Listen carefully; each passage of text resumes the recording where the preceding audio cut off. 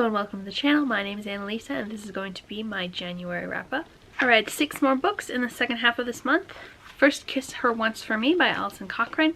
This is a women loving women romance. It also has asexual rep, and it is about last Christmas. Our main character met someone who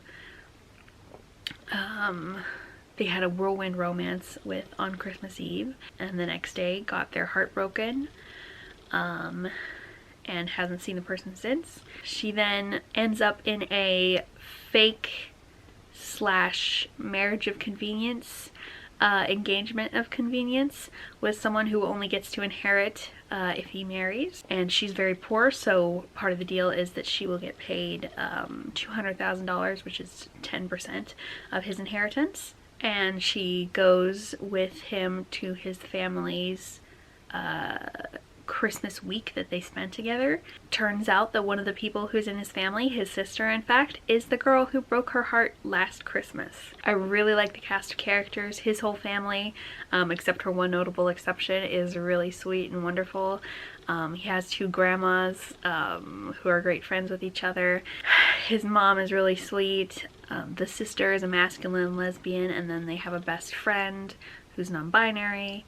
And I really loved the second chance romance aspect of it, and all of the interactions were just so sweet and wonderful. And it had some things in common with kind of had things in common both with the proposal and While You Were Sleeping. While You're Sleeping is one of my favorite Christmas movies, and both of those movies have Sandra Bullock in them.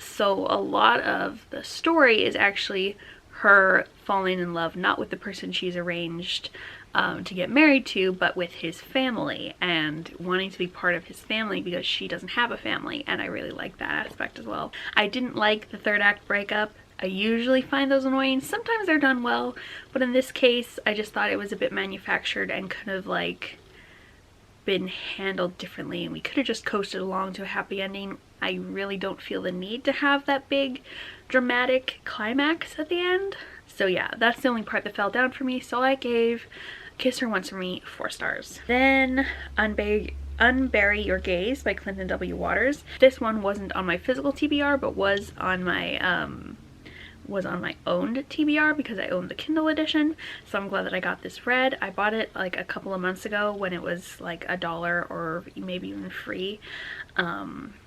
It was being promoted alongside a list of other queer books, and it was really short. It was like 69 pages.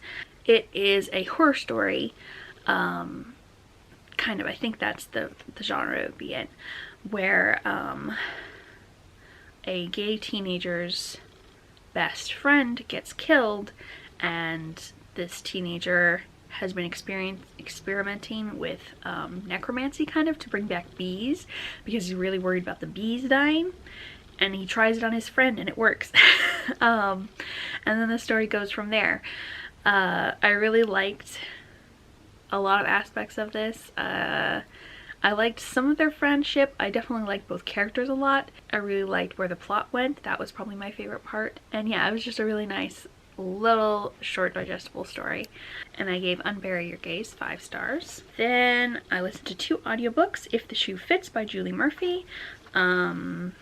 This one I heard about because of the fat rep. I think that aspect was the best aspect of it. I didn't really care for the romance. I mostly cared for the talk about fashion and how important fashion is, and fashion is for everybody, not just for rich people or thin people, and how fat people shouldn't be relegated to only wearing shapeless, boring clothes. And in this case, our main character is a shoe designer, so she focuses on shoes, and there's some cool descriptions of the shoes that she designs, and she's going on this dating show that is a Black Bachelor style,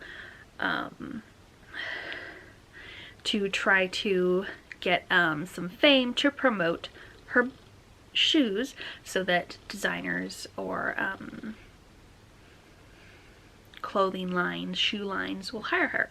She's also on there with her two stepsisters because this is a Cinderella retelling. Cinderella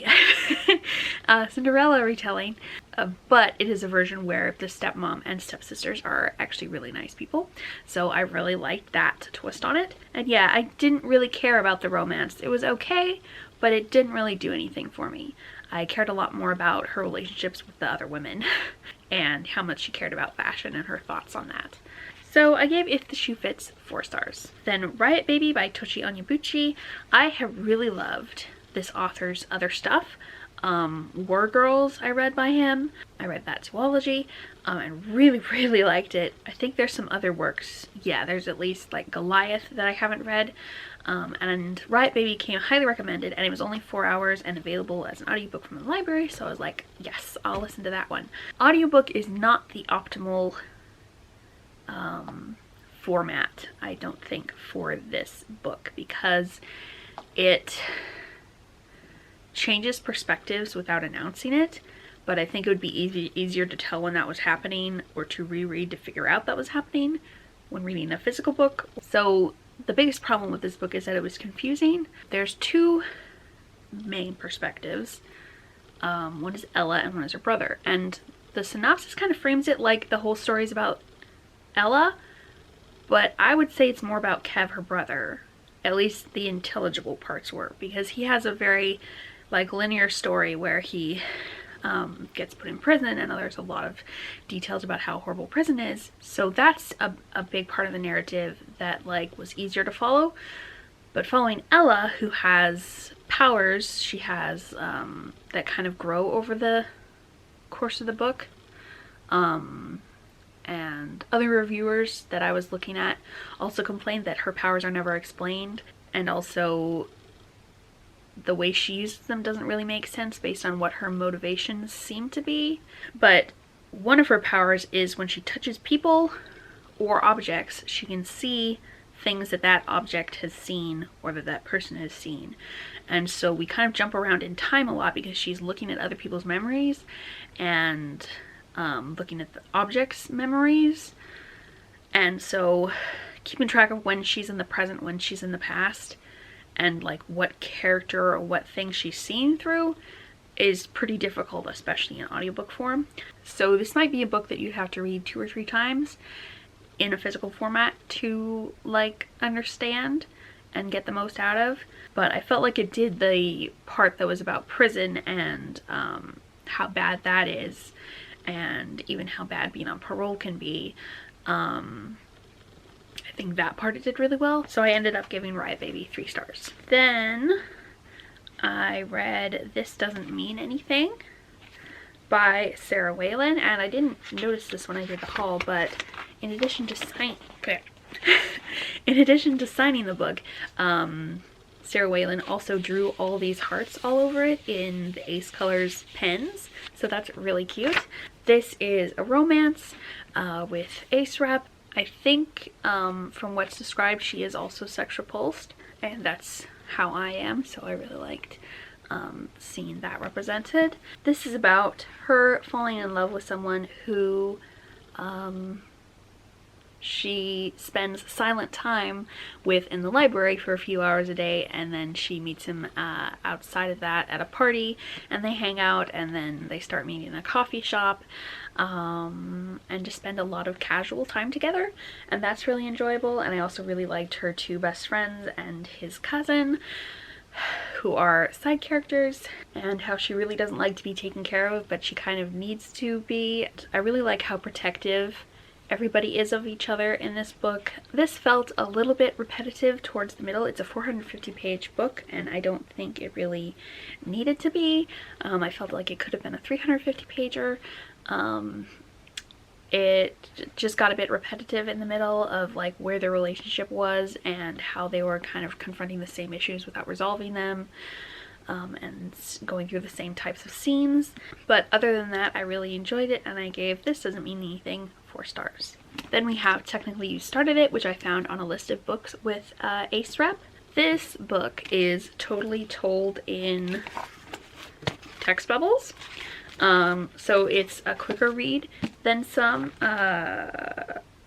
370 pages of, you know, just dialogue. So you don't see anything that happens between the characters outside of their phones. You have to kind of infer that from what texts they're doing.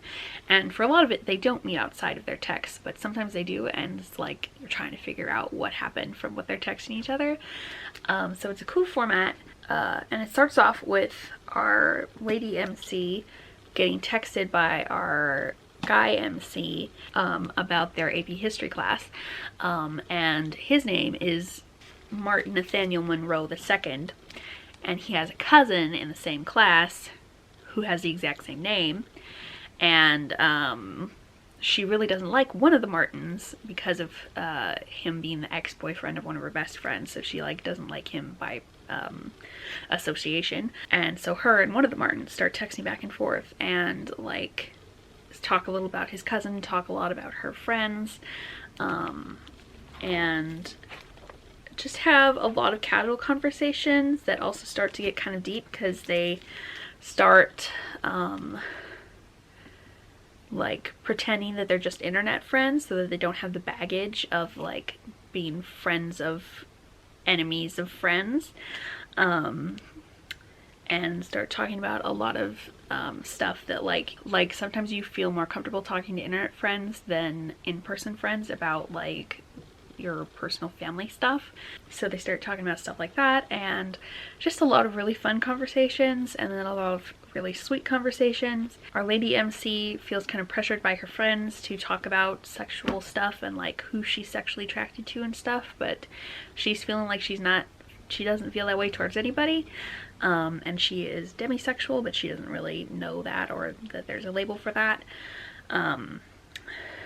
at the beginning of the book. And so she kind of explores that, and there's a lot about friendship and miscommunication, genuine miscommunication that makes sense, that really doesn't feel manufactured.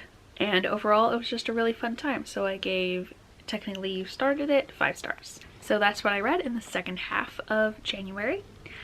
I'd love to know how your January has gone, and we're a little bit into February now, so is February starting off well? Have you read any queer rep yet this year? Thank you so much for watching. If you'd like to leave an emoji, how about a butterfly? And I will see you in the next video. Bye!